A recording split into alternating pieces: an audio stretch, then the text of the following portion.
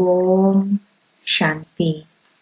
17/6/2024 காலை முரளி பாப்தாதா மதுபன். சாராம்சம். இனிய குழந்தைகளே, நினைவு செய்வதனாலும் கற்பதனாலும் மாத்திரமே நீங்கள் இரட்டை கிரீடத்தை பெறுவீர்கள். ஆகவே உங்கள் இலக்கையும் லட்சியத்தையும் உங்கள் முன்னிலையில் வைத்திருந்து தெய்வீக குணங்களையும் கிரகித்துக் கொள்ளுங்கள். கேள்வி: உலகை படைப்பவராகிய தந்தை எவ்வாறு குழந்தைகளாகிய உங்களுக்கு சேவை செய்கிறார்? பதில்: 1.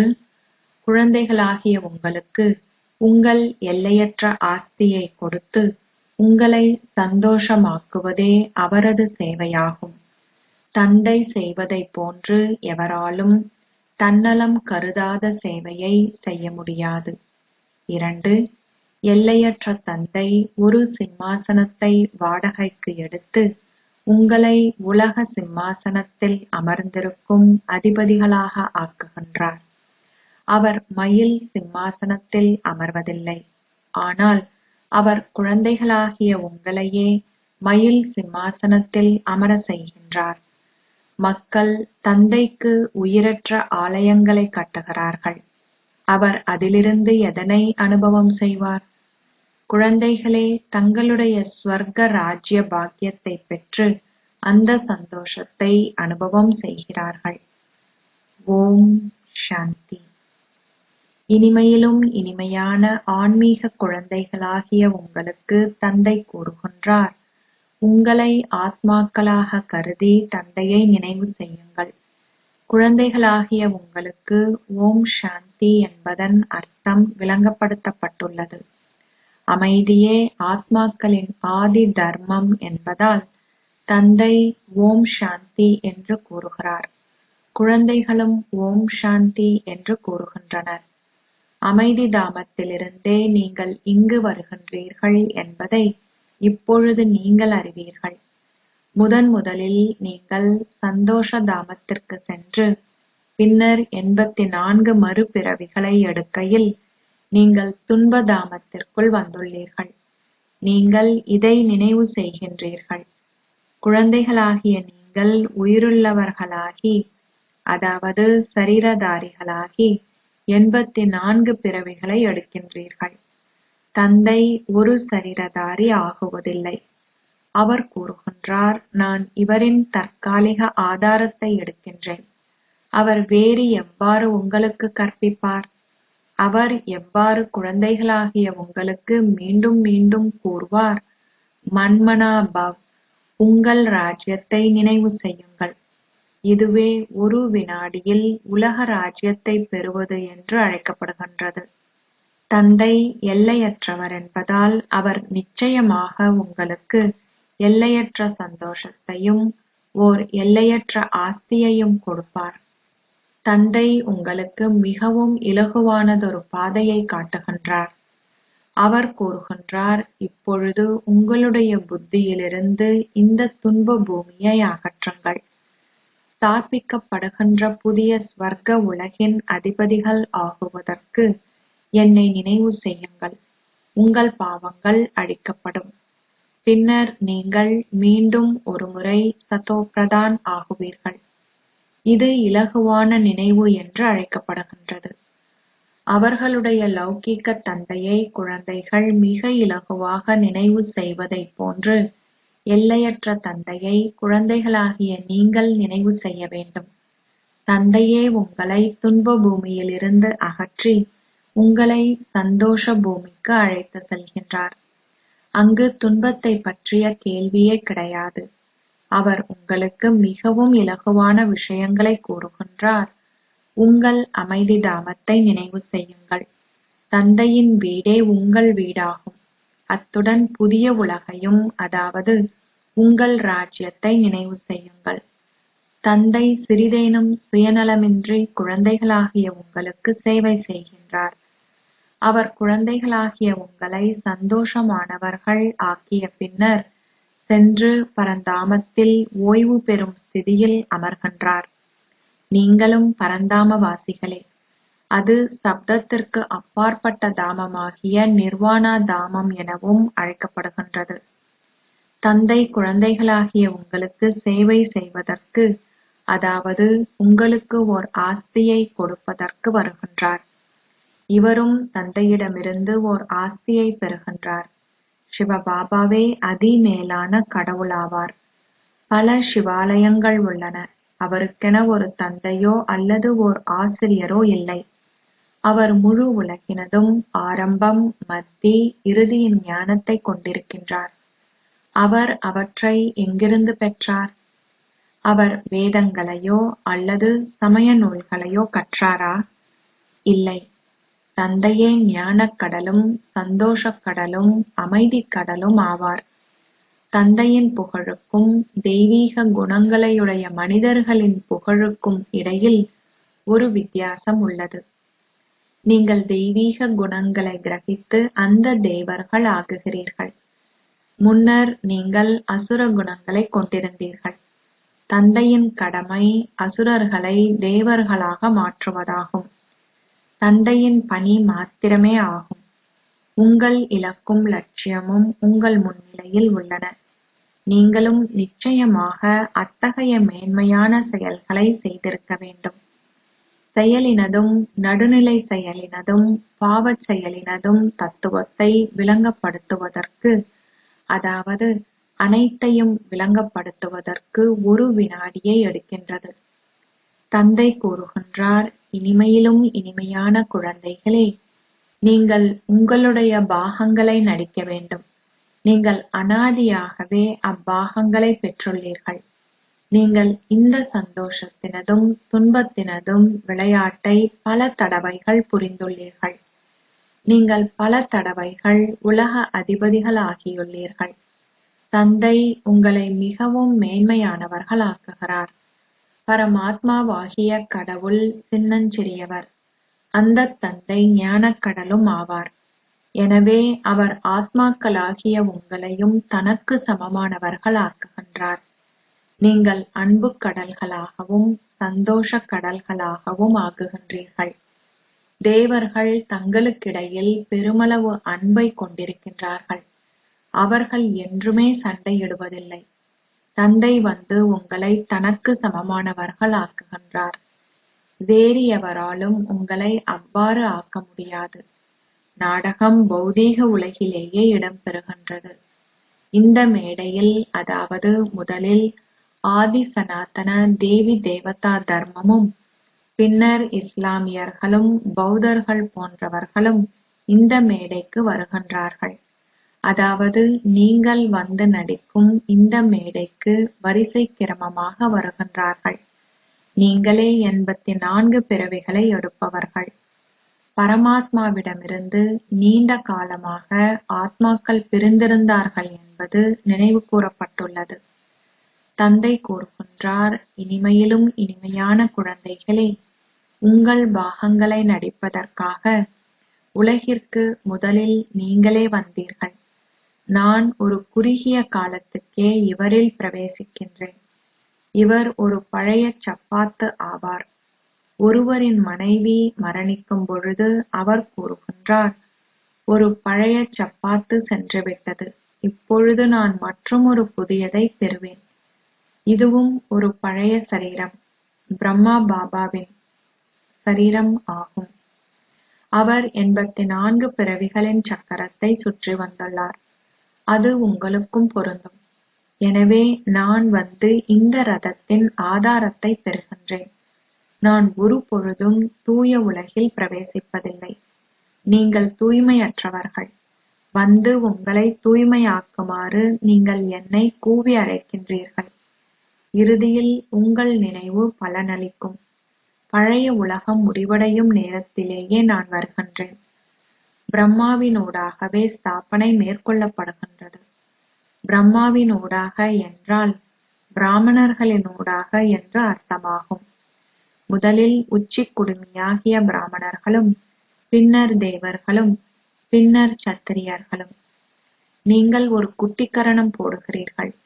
நீங்கள் இப்பொழுது சரீர உணர்வை துறந்து ஆத்ம உணர்வுடையவர்கள் ஆக வேண்டும். நீங்கள் 84 பிறவிகளை எடுக்கின்றீர்கள். நான் ஒரு முறையே இந்த சரீரத்தை கடனாக பெறுகின்றேன். நான் அதை வாடகைக்கு எடுக்கின்றேன். நான் இந்த கட்டடத்தின் நில சொந்தக்காரர் அல்ல. நான் இவரை விட்டு நீங்குவேன். அவருக்கு வாடகை கொடுக்கப்பட வேண்டும். தந்தையும் கூறுகின்றார், நான் இந்த கட்டடத்திற்கு வாடகை கொடுக்கின்றேன். அவரே எல்லையற்ற தந்தை. எனவே அவர் வாடகையை கொடுக்க வேண்டும். உங்களுக்கு விளங்கப்படுத்துவதற்காகவே அவர் இந்த சிம்மாசனத்தை எடுத்துக் கொள்கின்றார். உலக சிம்மாசனத்தில் நீங்கள் அமர்ந்திருக்கும் வகையில் அவர் உங்களுக்கு விளங்கப்படுத்துகின்றார். அவர் கூறுகின்றார், நான் அவ்வாறு ஆகுவதில்லை. அவர் உங்களை சிம்மாசனத்தில், அதாவது மயில் சிம்மாசனத்தில் அமர செய்கின்றார். சோம்நாதர் ஆலயம் சிவபாபாவின் ஞாபகார்த்தமாகவே உருவாக்கப்பட்டுள்ளது. தந்தை கூறுகின்றார், நான் அதிலிருந்து எதை அனுபவம் செய்வேன்? அங்கு அவர்கள் ஒரு உயிரற்ற விக்கிரகத்தை வைக்கின்றார்கள். குழந்தைகளாகிய நீங்கள் ஸ்வர்க்கத்தில் சந்தோஷத்தை அனுபவம் செய்கின்றீர்கள். நான் ஸ்வர்க்கத்திற்கு செல்வதேனும் இல்லை. பின்னர் பக்தி மார்க்கம் ஆரம்பமாகும் பொழுது நீங்கள் பெருமளவு பணத்தை அந்த ஆலயங்கள் போன்றவற்றை கட்டுவதில் செலவிடுகின்றீர்கள். ஆனாலும் திருடர்கள் அவற்றை திருடுகிறார்கள். உங்களுடைய செல்வம், செழிப்பு அனைத்தும் ராவண ராஜ்யத்தில் முடிவடைகின்றது. இப்பொழுது அந்த மயில் சிம்மாசனம் இருக்கின்றதா? தந்தை கூறுகின்றார், முகமது குஸ்னாவி வந்து எனக்கு கட்டப்பட்ட ஆலயத்தை கொள்ளையடித்தான். பாரதம் செல்வ செழிப்பாக இருந்ததைப் போன்று வேறு எந்த தேசமும் இருந்ததில்லை. வேறு எந்த தலமும் இதை போன்றதொரு யாத்திரை ஸ்தலமாக ஆக முடியாது. எவ்வாறாயினும் இன்று இந்து சமயத்தில் பல்வேறு யாத்திரை ஸ்தலங்கள் உள்ளன. உண்மையில் யாத்திரை ஸ்தலமானது தந்தை அனைவருக்கும் ஜீவன் முக்தியை அருள்கின்ற இடமாக இருக்க வேண்டும். இதுவும் ஏற்கனவே நாடகத்தில் நிச்சயிக்கப்பட்டுள்ளது. இது புரிந்து கொள்வதற்கு மிகவும் இலகுவானது. ஆனால் ஓர் ராஜ்யம் ஸ்தாபிக்கப்படுவதனால் நீங்கள் அதை வரிசை கிரமமாக புரிந்து கொள்கின்றீர்கள். லக்ஷ்மியும் நாராயணனுமே ஸ்வர்க்கத்தின் அதிபதிகள். அவர்களே அதி மேன்மையான மனிதர்கள். அவர்கள் தேவர்கள் என்று அழைக்கப்படுகின்றார்கள். தெய்வீக குணங்கள் உடையவர்களே தேவர்கள் என்று அழைக்கப்படுகின்றார்கள். உயர்ந்த தேவ தர்மத்திற்கு உரியவர்களாக இருந்தவர்கள் இல்லற பாதைக்குரியவர்களாக இருந்தார்கள். அந்நேரத்தில் உங்களுடைய இல்லற பாதையே இருந்தது. தந்தை உங்களை இரட்டை கிரீடமுடையவர்களாக ஆக்கினார். ராவணன் உங்களுடைய கிரீடங்கள் இரண்டையும் அகற்றிவிட்டான். இப்பொழுது எந்த கிரீடமும் இல்லை. செல்வத்தின் கிரீடமோ தூய்மையின் கிரீடமோ இல்லை. ராவணன் உங்களுடைய 2 கிரீடங்களையும் அகற்றிவிட்டான். தந்தை வந்து நினைவு செய்வதினூடாகவும் கல்வியினூடாகவும் உங்களுடைய கிரீடங்கள் இரண்டையும் மீண்டும் ஒருமுறை கொடுக்கின்றார். இதனாலேயே நினைவு செய்யப்படுகின்றது, ஓ தந்தையாகிய கடவுளே, எங்களுடைய வழிகாட்டியாகி எங்களை விடுதலை செய்யுங்கள். இதனாலேயே நீங்கள் வழிகாட்டிகள் என்று அழைக்கப்படுகின்றீர்கள். பாண்டவர்களும் கௌரவர்களும் யாதவர்களும் என்ன செய்கின்றார்கள்? அவர்கள் கூறுகின்றார்கள், பாபா, எங்களை துன்ப ராஜ்யத்திலிருந்து விடுவித்து எங்களை உங்களுடன் திரும்ப அழைத்து செல்லுங்கள். தந்தை மாத்திரமே ஸ்வர்க்கம் என்று அழைக்கப்படுகின்ற சத்திய பூமியை ஸ்தாபிக்கின்றார். பின்னர் ராவணன் அதை பொய்யான பூமியாக ஆக்குகிறான். அவர்கள் கூறுகின்றார்கள், கடவுள் கிருஷ்ணர் பேசுகின்றார். தந்தை கூறுகின்றார், கடவுள் சிவன் பேசுகின்றார். பாரத மக்கள் பெயரை மாற்றியதால் முழு உலகமும் அப்பெயரை மாற்றியது. கிருஷ்ணர் ஒரு சரீரதாரி. சிவபாபா மாத்திரமே சரீரமற்றவர். இப்பொழுது குழந்தைகளாகிய நீங்கள் தந்தையிடமிருந்து சக்தியை பெறுகின்றீர்கள். நீங்கள் முழு உலகினதும் அதிபதிகள் ஆகுகிறீர்கள். நீங்கள் ஆகாயம் பூமி முழுவதையும் பெறுகின்றீர்கள். கல்பத்தின் முக்கார் பங்கிற்கு அதை உங்களிடமிருந்து அபகரிப்பதற்கான சக்தியை வேறு எவரும் கொண்டிருக்க மாட்டார்கள். அவர்களின் ஜனத்தொகை விரிவடைந்து மில்லியன்களை அடையும் பொழுது அவர்கள் தங்களுடைய இராணுவத்தை கொண்டு வந்து உங்களை வெற்றி கொள்கின்றார்கள். குழந்தைகளாகிய உங்களுக்கு தந்தை பெருமளவு சந்தோஷத்தை கொடுக்கின்றார். அவர் துன்பத்தை அகற்றி சந்தோஷத்தை அருள்பவராக புகழப்படுகின்றார். தற்சமயம் தந்தை இங்கமர்ந்திருந்து உங்களுக்கு செயலினதும் நடுநிலை செயலினதும் பாவச் செயலினதும் தத்துவத்தை விளங்கப்படுத்துகின்றார். ராவண ராஜ்யத்தில் செயல்கள் பாவச் செயல்கள் ஆகுகின்றன. சத்திய யுகத்தில் செயல்கள் நடுநிலையான செயல்கள் ஆகுகின்றன. கணவர்கள் அனைவருக்கும் கணவர் என்று அழைக்கப்படுகின்ற ஒரே சத்குருவை நீங்கள் இப்பொழுது கண்டு கொண்டுள்ளீர்கள். ஏனெனில் அக்கணவர்கள் அனைவருமே அந்த ஒரேயொருவரை நினைவு செய்கின்றார்கள். எனவே தந்தை விளங்கப்படுத்துகின்றார், இது அத்தகைய ஓர் அற்புதமான நாடகம். அத்தகைய ஒரு சின்னஞ்சிறிய ஆத்மாவில் ஓர் அழிவற்ற பாகம் பதிவு செய்யப்பட்டுள்ளது. அது ஒரு பொழுதும் அழிக்கப்பட மாட்டாது. இது அனாதியான அழிவற்ற நாடகம் என்று அழைக்கப்படுகின்றது. கடவுள் ஒருவரே ஆவார். படைப்பு, அதாவது சக்கரமும் ஏணியும் அனைத்தும் ஒன்றே ஆகும். படைப்பவரையோ அல்லது படைப்பையோ எவருக்கும் தெரியாது. ரிஷிகளும் முனிவர்களும் கூறுகின்றார்கள், எங்களுக்கு தெரியாது. நீங்கள் இப்பொழுது சங்கம யுகத்தில் இருக்கின்றீர்கள். உங்களுடைய யுத்தம் மாயையுடனே ஆகும். அவள் உங்களை தனியே விட்டு விடுவதில்லை. குழந்தைகள் கூறுகின்றார்கள், பாபா, நான் மாயையினால் அறையப்பட்டேன். பாபா கூறுகின்றார், குழந்தைகளே, நீங்கள் சம்பாதித்துள்ள அனைத்தையும் இழந்துவிட்டீர்கள். கடவுள் உங்களுக்கு கற்பிப்பதால் நீங்கள் நன்றாக கற்க வேண்டும். 5000 வருடங்களின் பின்னரே நீங்கள் அத்தகையதோர் கல்வியை மீண்டும் பெறுவீர்கள். அச்சா, இனிமையிலும் இனிமையான அன்புக்குரிய, எப்போதோ தொலைந்து இப்போது கண்டெடுக்கப்பட்டிருக்கும் குழந்தைகளுக்கு உங்கள் தாய் தந்தையாக இருக்கும் பாப் தாதாவின் அன்பும் நினைவுகளும் காலை வந்தனங்களும். ஆன்மீக தந்தை ஆன்மீக குழந்தைகளுக்கு நமஸ்தே சொல்கிறார். ஆன்மீக குழந்தைகள் ஆன்மீக தந்தைக்கு நமஸ்தே சொல்கின்றனர். தாரணைக்கான சாராம்சம் 1. இத்துன்ப பூமியிலிருந்து உங்கள் புத்தியின் யோகத்தை அகற்றி புதிய உலகை ஸ்தாபிப்பவராகிய தந்தையை நினைவு செய்யுங்கள். சதோப்பிரதான் ஆகுங்கள். 2. தந்தையை போன்று அன்பு கடலாகவும் அமைதி கடலாகவும் சந்தோஷ கடலாகவும் ஆகுங்கள். செயலினதும் நடுநிலை செயலினதும் பாவச் செயலினதும் தத்துவத்தை புரிந்து கொண்டு சதா மேன்மையான செயல்களை புரியுங்கள். ஆசீர்வாதம்.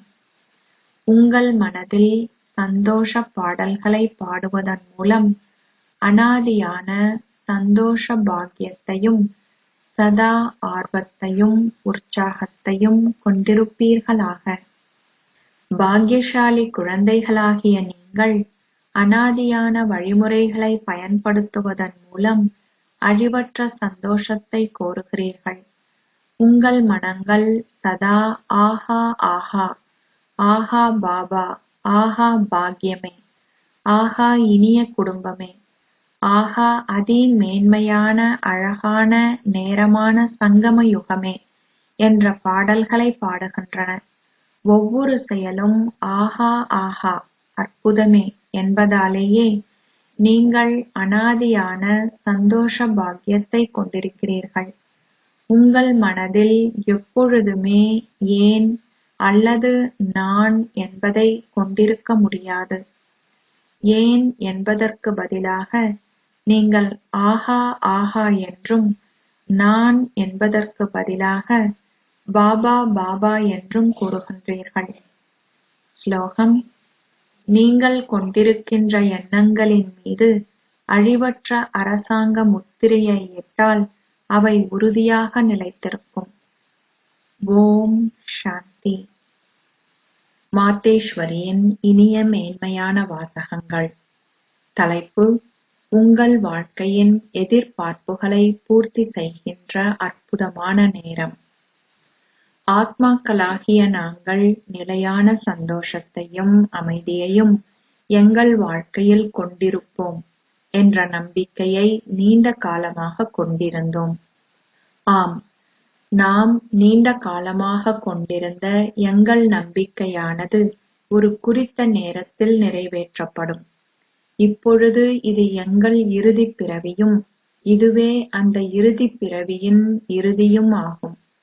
எவருமே சிந்திக்கக் கூடாது, நான் இளமையானவர், இளையவரோ முதியவரோ, அனைவருக்கும் சந்தோஷம் தேவையாகும். ஆனால் அனைத்திற்கும் முதலில் துன்பத்திற்கு காரணம் என்னவென்ற ஞானத்தை நாங்கள் கொண்டிருக்க வேண்டும். 5 விகாரங்களில் அகப்பட்டு கொண்டதனால் உருவாக்கப்பட்ட கர்ம பந்தனத்தை கடவுளை நினைவு செய்வதன் மூலம் எரித்துவிட வேண்டும் என்ற ஞானத்தை நீங்கள் இப்பொழுது பெற்றுள்ளீர்கள். இதுவே கர்ம பந்தனத்திலிருந்து விடுபடுவதற்கு இலகுவான வழியாகும். நடக்கும் போதும் உலாவித் திரியும் போதும் ஒவ்வொரு மூச்சிலும் சர்வ சக்திவான் பாபாவை நினைவு செய்யுங்கள். கடவுளே வந்து இவ்வழிமுறையை காட்டுவதற்காக இதனை முன்னெடுக்கின்றார். ஆனால் ஒவ்வொரு ஆத்மாவும் தனக்கென முயற்சி செய்ய வேண்டும். கடவுள் தந்தையாகவும் ஆசிரியராகவும் குருவாகவும் வந்து எங்களுக்கு ஆஸ்தியை கொடுக்கின்றார். எனவே நாங்கள் முதலில் தந்தைக்கு உரியவராகி அதன் பின்னர் ஆசிரியரிடம் கற்கின்றோம். அதனூடாகவே எதிர்காலத்தில் பிறவி பிறவியாக சந்தோஷம் என்ற வெகுமதி உருவாக்கப்படுகின்றது. அதாவது நாங்கள் செய்யும் முயற்சிக்கேற்ப ஜீவன் முக்திக்கான அந்தஸ்தை நாங்கள் பெற்றுக்கொள்வோம். குருவின் வடிவில் எங்களை தூய்மையாக்கி முக்தியை அருள்கின்றார். எனவே நாங்கள் இந்த ரகசியத்தை புரிந்து கொண்டு அத்தகைய முயற்சியை செய்ய வேண்டும். இதுவே பழைய கணக்கை முடித்து ஒரு புதிய வாழ்க்கையை உருவாக்குவதற்கான நேரமாகும். இந்நேரத்தில் எங்களுடைய ஆத்மாக்களை தூய்மையாக்குவதற்கு நாங்கள் செய்யும் முயற்சிக்கேற்ப ஒரு தூய்மையான பதிவு இடம்பெறுகின்றது. அதுவே முழு சக்கரத்திற்கும் தொடரப்போகின்றது. எனவே இந்நேரத்தில் நாங்கள் சம்பாதிக்கும் வருமானத்திலேயே முழு சக்கரத்திற்குமான அனைத்தும் தங்கியுள்ளது. பாருங்கள், இந்நேரத்திலேயே நீங்கள் ஆரம்பம், மத்தி, இறுதியின் ஞானத்தை பெறுகின்றீர்கள். நாங்கள் தேவர்கள் ஆக வேண்டும். இது எங்கள் ஏறும் ஸ்திதியாகும். பின்னர் நாங்கள் அங்கு சென்று எங்கள் வெகுமதியை அனுபவம் செய்வோம். அங்கே தேவர்கள் பின்னர் என்ன நிகழும் என்பதையும் தாம் கீழிறங்குவோம் என்பதையும் அறியமாட்டார்கள். தாம் சந்தோஷத்தை அனுபவம் செய்து பின்னர் வீழ்ச்சி அடைகின்றோம் என்பதை அவர்கள் அறிந்திருப்பார்களாயின் தமது வீழ்ச்சியைப் பற்றி அவர்கள் கவலைப்படுவதனால் தமது சந்தோஷத்தையும் அவர்களால் அனுபவம் செய்ய முடியாது போய்விடும். எனவே மக்கள் ஏற்றத்திற்கான முயற்சியில் எப்பொழுதும் நிலைத்திருக்க வேண்டும் என்ற இறை சட்டம் உருவாக்கப்பட்டுள்ளது. அதாவது தமது சந்தோஷத்திற்காக அவர்கள் எப்பொழுதும் உழைக்கின்றார்கள். எவ்வாறாயினும் நாடகத்தின் பாகம் அரைவாசி என்ற இந்த ரகசியத்தை நாங்கள் அறிவோம். எவ்வாறாயினும் சந்தோஷத்திற்கான நேரம் இருக்கும் பொழுது நாங்கள் முயற்சி செய்து அந்த சந்தோஷத்தை பெற வேண்டும். இதுவே முயற்சியின் சிறப்பியல்பாகும். தங்கள் பாகத்தை நடிக்கும் நேரத்தில் உச்சளவு சிறப்பியல்புகளுடன் நடிக்க வேண்டியதே நடிகர்களின் கடமையாகும். அப்பொழுது அதனை பார்ப்பதற்காக அங்கே வருபவர்கள் அவர்களை புகழ்வார்கள். இதனாலேயே தேவர்கள் கதாநாயக கதாநாயகி பாகங்களை பெற்றுள்ளார்கள். அவர்களின் ஞாபகார்த்தங்கள் போன்ற ஸ்திதியை உருவாக்குவது தேவர்களின் சிறப்பியல்பாகும். இந்த சிறப்பியல்பை மறந்ததனாலேயே பாரதம் இந்த அபாகிய நிலையை அடைந்துள்ளது. இப்பொழுது கடவுளே அத்தகைய ஒரு வாழ்க்கையை மீண்டும் ஒருமுறை உருவாக்குவதற்கு வந்துள்ளார். அவருடைய கரத்தை பற்றிக் கொள்வதனால் உங்கள் வாழ்க்கை படகு அக்கறை சேரும். ஓம் சாந்தி. அவ்யக்த சமிக்கை ஜூன் 17, 2024. ஒரு கர்மயோகியாக இருங்கள். நீங்கள் பௌதீகமாக வந்து போகும் இலகுவான பயிற்சியை கொண்டிருப்பது போன்றே ஆத்மாவும் கர்மாத்தீத்த ஸ்திதியில் இருக்கும் பயிற்சியை கொண்டிருக்கட்டும். ஒரு கணம் கர்மயோகியாக இருந்து செயலை செய்யுங்கள். செயல் முடிந்ததுமே உங்களுடைய கர்மாத்தீத்த ஸ்திதிக்கு சென்றுவிடுங்கள். செயல்களை செய்வதற்காக பெயரளவில் மாத்திரம் ஒரு கர்மயோகியாக இருங்கள். பின்னர் கர்மாத்தீத் ஆகுங்கள். இதற்கு உங்களை ஒரு நம்பிக்கை பொறுப்பாளராக கருதி டபுள் லைட்டாக இருங்கள். செயலுக்குள் வருவது இயல்பானதாகிவிட்டதை போன்றே கர்மாத்தீத்தமாக இருப்பதும் இயல்பானதாக இருக்கட்டும். ஓம் சாந்தி.